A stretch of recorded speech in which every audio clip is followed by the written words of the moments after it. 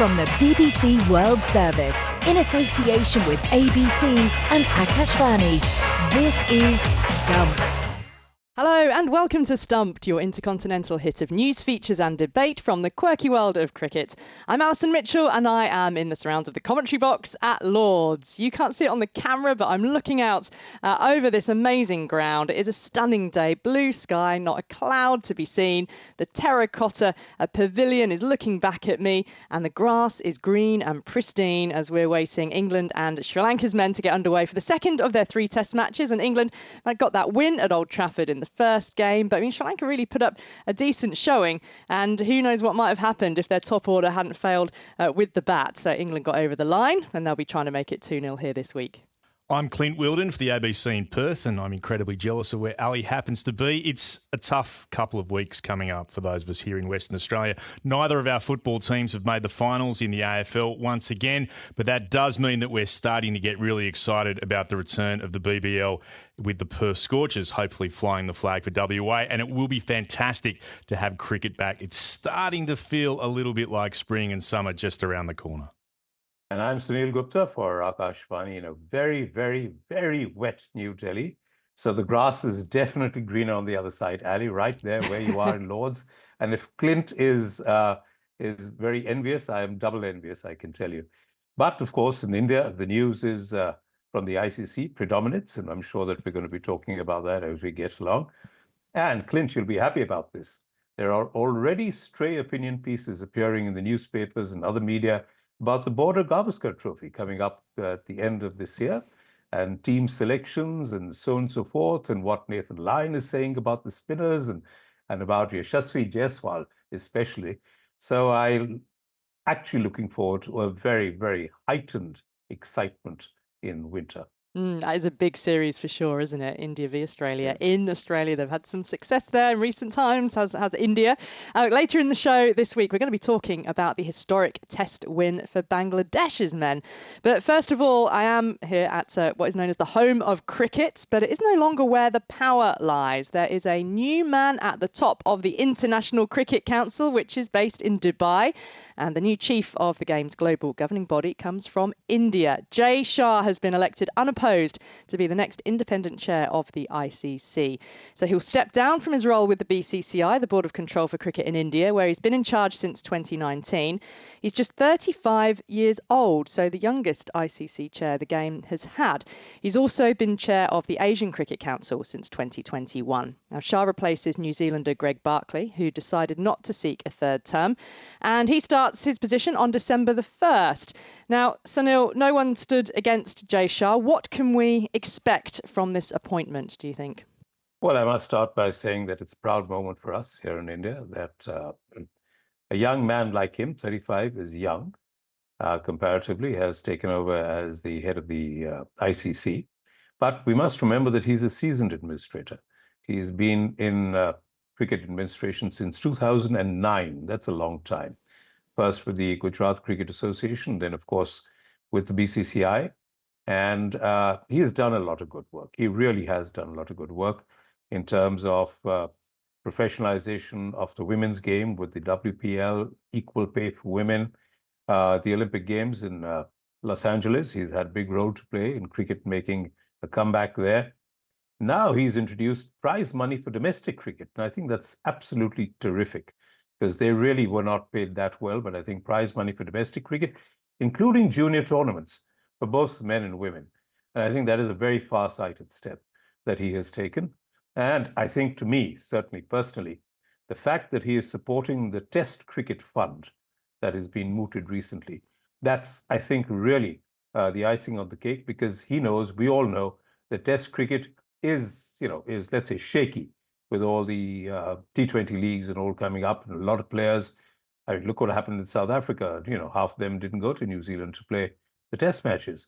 And if that is possible, including higher pay for the test players, I think that is really a big move for this young man to make. So I'm looking forward to really exciting times in the cricketing world with Jay Shah. Yeah, in the first statement, Clint, that he made upon the appointment was all about global reach, new markets, cricket in the Olympics, and then later came the quotes about protecting Test cricket, advancing the women's game, and differently abled cricket as well. He's a powerful man with the power to make big things happen. How do you view the appointment, and how is it being viewed in Australia? Personally, cautiously optimistic. I like what he's done with Test cricket. I like that he's also at times, despite coming from India where we know how powerful the IPL is, he seems to have said on enough occasions that he favours international cricket over franchise cricket. And as an Australian, I think that's incredibly important. I'd like to see that continue. There's been a fair amount of scepticism about the appointment and the way that it was handled. And I think the best way for him to deal with that is for the decisions that he makes going forward. And there's a couple of big ones in the immediate future. One is, what does he do with the 2025 Champions Trophy? I mean, the ICC chair now, does he look at the greater good regarding having it in Pakistan? What pressure comes from India in playing there? And what does he do if, say, India refuses to go, which when he was in charge of India would have been a really interesting question. So there's a couple of things there that he'll have to deal with early on.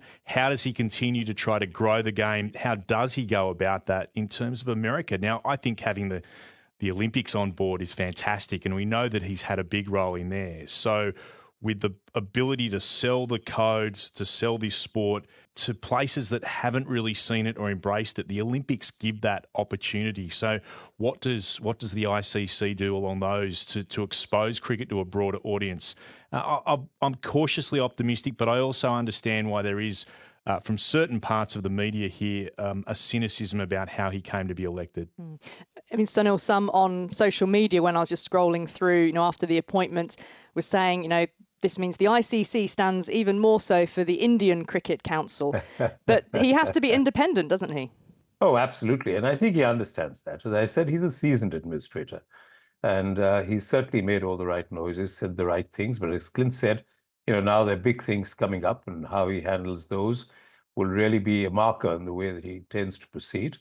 But, taking the game global, yes, I mean, we've seen some vestiges of that taking place with the World Cup in America and the West Indies. But it's now, we understand that Indian cricket drives revenues. We all understand that in most parts of the world. So I think he's got to be able to play both cards well in how he drives revenues for the Indian board and how he actually drives them for the ICC. So I think, yes, I mean, he will do, he will put on his other hat. Definitely, no question about that. Yeah, I mean, Test cricket strikes me as probably the biggest thing in his intro, along with that wider piece about the future tours program as it is known, the scheduling of all this cricket that needs to be knitted together, the international game with the rise of the franchise leagues. But, that global test fund that you mentioned, Sunil, it seems, I think, very important that he has previously voiced his support to that, which would, top up match fees to support those smaller nations. And some are already starting to do it individually. The England and Wales Cricket Board are offering and will be paying Zimbabwe a fee when they play an historic test match, the first for years and years and years, first since 2003, with Zimbabwe come to England next year. And that seems to be, something that's been talked about in the game for a long time, hasn't it? Calls for a global test fund, certainly from the likes of, West Indies. Johnny Graves, CEO there, has been calling for something like this for a long time. Whether it will come into fruition, but if there's a driving force like Jay Shah behind it as chair, there's a much stronger chance of it coming through. Oh, I completely agree. And that's exactly what I meant when I said that he has got a broader vision. He does, not just because of his administrative experience, but he also realizes, exactly as what we're saying, that he will be looked at, right? He'll be watched. I mean, he understands that. I don't think that he thinks that this is going to be a piece of cake. It's not going to be. And therefore, every step that he makes, especially, with some of the stuff that you were saying, Clint, about people talking or the news, I think he'll be up to that. Certainly, he will look after Indian interests, but he also realizes that his tenure at the top of the ICC will eventually be judged in history by what he does for the ICC and what he does for the world of cricket.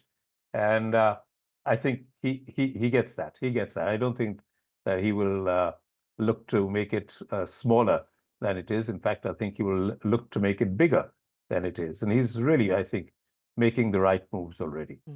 Well, he's a man with power, and then the question is, how is that power used? And if he does want to put a focus on women's cricket, then a starting point could be looking at doing something to support the Afghanistan women cricketers who we've talked about so much on this programme, because he says our goal is to make cricket more inclusive and more popular than ever. And at the moment, there is that group of young women, Afghan refugees, who are desperate to play formally together and be role models to others who are displaced around the world. So he's a man with power. And that question is just how he uses it. Now, preparations for next month's Women's T20 World Cup have stepped up a level, with holders Australia, England, India and Pakistan all naming their squads for the tournament in the UAE. It's been moved from Bangladesh because of the civil unrest in the country. And so we've now had a revised tournament schedule as well, with all the games in Dubai and Sharjah. And unlike the recent men's competition in the USA and the West Indies, where one semi-final was very early in the morning and then didn't have a reserve day, both semis in Dubai and Sharjah will have reserve days for this women's comp, as will the final, which is scheduled for Sunday, October the 20th. As was the case with the men's event, though, India already know which semi-final they will play in, should they get there. That's the first one in Dubai, gives them a 3-day lead in, then an extra day to prep for the final. Both of those matches at 6 p.m. local time. Now, England have named a strong squad. It includes 4 frontline spinners: Sophie Ecclestone, Sarah Glenn, Charlie Dean and Lindsay Smith. Earlier this year, the left-arm spinner Smith was recalled to England after a 5-year absence, and I'm delighted to say that she joins us now. Lindsay, welcome to Stumped. And congratulations on making the World Cup squad. What does it mean to be back, in that England squad and going to a World Cup after the time you had out of the team? Yeah, it's just obviously really exciting. I think I got called up to the team back in January, actually, out in New Zealand. And I got the call from John Lewis, and yeah, it was a real shock, but definitely one full of happiness. Like you say, had a long time away from the England setup. So yeah, I think just really happy to kind of get back in there and be back at another World Cup. And what has this change of venue sort of been like for all of you players, sort of not knowing what was going to happen exactly? And is that much of a hindrance that it's been moved to the UAE? How do you view it as a spinner as well? Yeah, obviously it's a shame to be moved away from Bangladesh, but I think safety of the players is at the forefront of that. So trust the decision's been made and the right one. But yeah, there were a few whispers going around that it could potentially be the UAE. And yeah, we've played a bit of cricket there in the last few years. So we're not too unfamiliar with. So I think, yeah, everyone's really excited. Hopefully get some family and friends over and have a really good competition out there. And those conditions should still favour this England spin quartet that you've got. Yeah, hopefully. I mean, Louis made the decision on the squad and gone with the 4 spinners. So yeah, hopefully spin will be a big part in those games, and hopefully we can bowl well together. Lindsay, you featured for England before at a World Cup back in 2018, and you've played in the 100, you've played in the Big Bash. How pivotal is all that experience when you come to play at a World Cup? Yeah, huge. It definitely helped me coming back in January. I was a lot less nervous than what I was in 2018. I think just getting the exposure around the grounds and around the countries, and just playing with big players. I think I was probably the most nervous actually rocking up and playing for Sydney Sixers, because I wasn't an international established player then, and they'd signed me, and I felt like I had a lot to prove, kind of people thinking, who's this girl that we've just picked up? But yeah, so it definitely helps you, I guess, with that exposure and playing those big games. So yeah, hopefully puts me in good stead. Ali was talking about the spin quartet, including yourself, and it's frankly rated amongst the best in world cricket, really. So conditions with spinning tracks, let's say, or slower tracks in the UAE, how much could that be a factor? Because there's a tough pool, actually. Both the pools are slightly different in composition. How do you view this as an advantage for the England team? Yeah, obviously it's nice to be referred to a quartet now.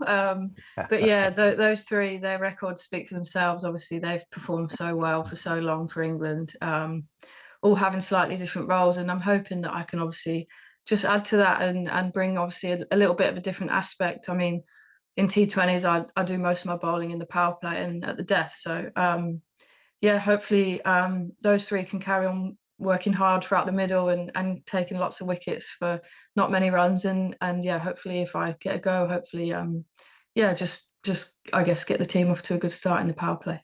And just finally, I mean, what were those 5 years like for you when you had your taste of international cricket and then were struggling to force your way back in again?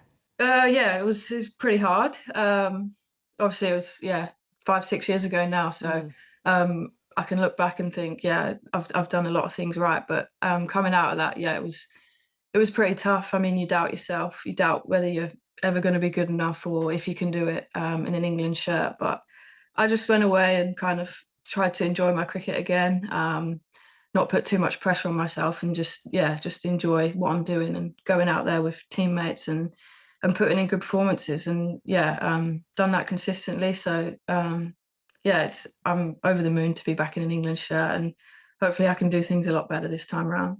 Yeah, it's worked for you. Congratulations, Lindsay, and enjoy the World Cup. Hopefully we'll see you out there. Thanks very much. Cheers. That's Lindsay Smith, England left-arm spinner, heading to the T20 World Cup in the UAE. Finally on Stumped, to a moment of history as Bangladesh's men beat Pakistan for the first time in Test cricket, and it was at the 14th time of asking. They had a 10-wicket victory in Rawalpindi. Pakistan collapsed to 146 all out on what was a dramatic final day in the first Test. It meant that Bangladesh needed just 30 to win, and they knocked those off inside 7 overs. Now, Sunil, that victory comes against this backdrop of all the political unrest back in Bangladesh that we've referred to with the rescheduling of the Women's T20 World Cup. And even their captain, Najmul Hossain Shanto, dedicated the win to the people who lost their lives in those recent political protests. Just how significant then is this for a victory for the country? Well, I mean, you said it, Ali, the first time in 14 tests in Pakistan as well to beat them at home. I think it's a big thing. It's a huge fillip for the country, the countrymen, the countrywomen, especially the cricket players there, to say, hey, listen, we have the ability. Because remember, Pakistan had put up a good score, 450 or thereabouts, and then declared. So they already had that huge wall in their face, which then they scaled with that magnificent 197 by Mushfiqur Rahim. And I thought that really showed not just the fact that they have the ability, but they have the mentality to go to that distance. And then to come back and bowl them out, as you said, for that 146. I think Pakistan were startled by the way that Pakistan had, I beg your pardon, Bangladesh had turned things around in that first innings, because they declared with 6 or 7 wickets down. And that means, hey, listen, I think we've got this game covered. I think that will really make them think. But it was a big moment, no question. And we were talking about Test cricket earlier in this program. Yeah. Well, here you are. This is what can happen, and this is what can do for Test cricket, especially the subcontinent. Clint, for Pakistan, though, that defeat means they haven't won a Test match on home soil since February 2021 now. 5 defeats and 4 draws. I mean, it's a big job for Jason Gillespie, the Aussie who's the coach now, isn't it? It's an enormous job for him. I know they've lost 4 tests in succession now, so Perth, Melbourne, Sydney, and now this against Bangladesh. But the home tests, so important. They're the ones you're expected to win. You're expected to be able to build.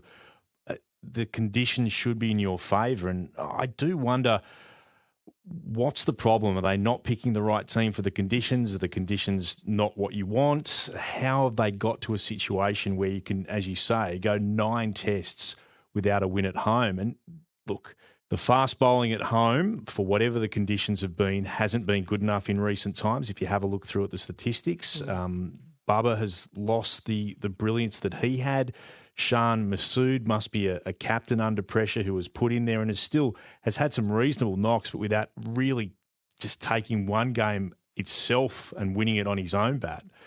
They've got some enormous problems. It's really disappointing for Pakistan to have had this sort of run, because we want the test playing nations around the world and the test fans around the world. You want Pakistan to be, like most other nations are, a really tough nation to go and win in. And from that, they build and hopefully can get some success away from home as well. It's a remarkable run of outs. Well, that's all we've got time for on this week's Stumped. So I'll say thanks to Clint Wheeldon and to Sunil Gupta. And we'll see you again, same time again next week. Bye for now.